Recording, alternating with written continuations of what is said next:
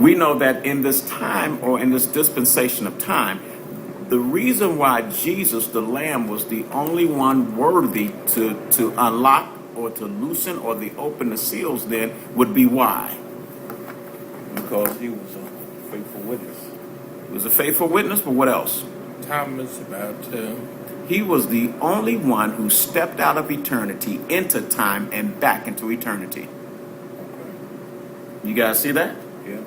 He was the only one, Jesus, that stepped out of eternity into time and back into eternity. And these seals and these trumpets and these vials are about what? Time. But they're spiritual. So the only one that's worthy to loosen or to open them is who? The Lamb. Because we, even though we stepped out of eternity into time, and I should, Father, thank you for bringing this to my attention. Jesus is the only one who stepped out of eternity into time and back into eternity consciously. Thank you, Holy Spirit, for putting consciously. We stepped out of eternity into time unconsciously in iniquity. You guys feeling me on that? So Christ is the only one, Jesus is the only one who's done this.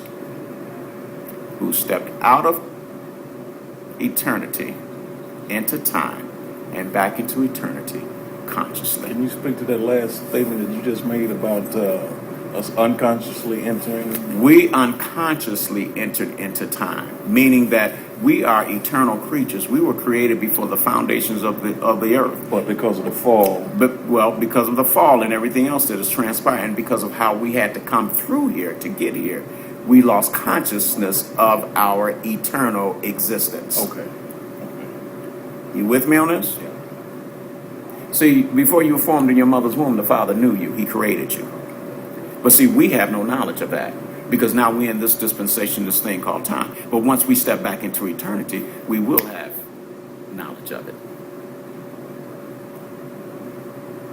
But Jesus is the only one who has knowledge of it coming, living, and going back. So now, check this out. We went straight to the scriptures, so we're in 6:1 now. Now, after John, who is symbolic of what? The church, saw the coronation of Jesus. See, all of this is one precept after the other. The first precept was what? John being caught up. The second was him what? Seeing the Christ.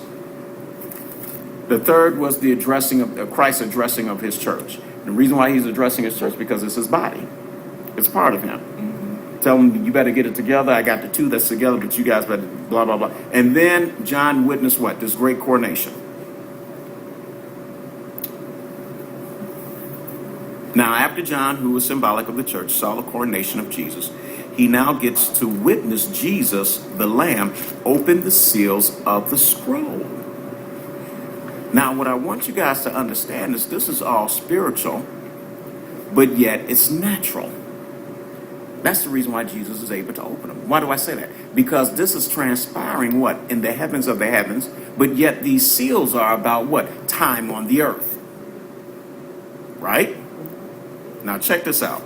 Now I saw when the Lamb opened one of the seals, and I heard one of the four living creatures saying with a loud voice like thunder, "Come and see."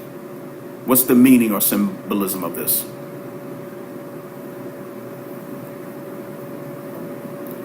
Well, the one who was found worthy to loosen and open the seals of the scroll is Jesus. And one of the four living creatures, who is symbolic of one of the characteristics of Christ, said to the church with authority, because of thunder, "Come and see." In other words, the church was ordered to witness the events that are to come from the opening of the seals. You guys with me on this? Want me to say it again? Yeah. Okay. The one who was found worthy to loosen the seals is who? Jesus. And one of the four living creatures, who is symbolic of one of the characteristics of God, right? Of Christ. That's the lion, ox, man. Right. Now we could go back and research that, but it doesn't say which one. But I'm assuming that it's the first one, which is what? Right. The lion. Lion. The face of the lion. Okay? With authority. Because, kings give out orders with what? Authority. So, follow me here. The one who was found worthy to loosen and open the seal of the scroll is Jesus. And one of the four living creatures, who is the characteristic of God, of Christ, said to John, who is what? Symbolic of the church, come and see. So in other words, the church was ordered to witness, because when you watch something, you're seeing it firsthand. Eyewitness. I'm the eyewitness. The court just wants to know what you've seen, what you've observed, what you've heard. Right, sir? Yeah. Right. We're not interested in anything. We're not interested in hearsay. We want to know exactly what you've witnessed. And that's what is happening here. So the church was ordered to witness events that are to come from the opening of the seals. Okay? So the opening of the seals is done prior to the judgment of the scroll's implementation. What's on the scroll? Good. Let's go back here so that you guys can see it. Let's go back to 5.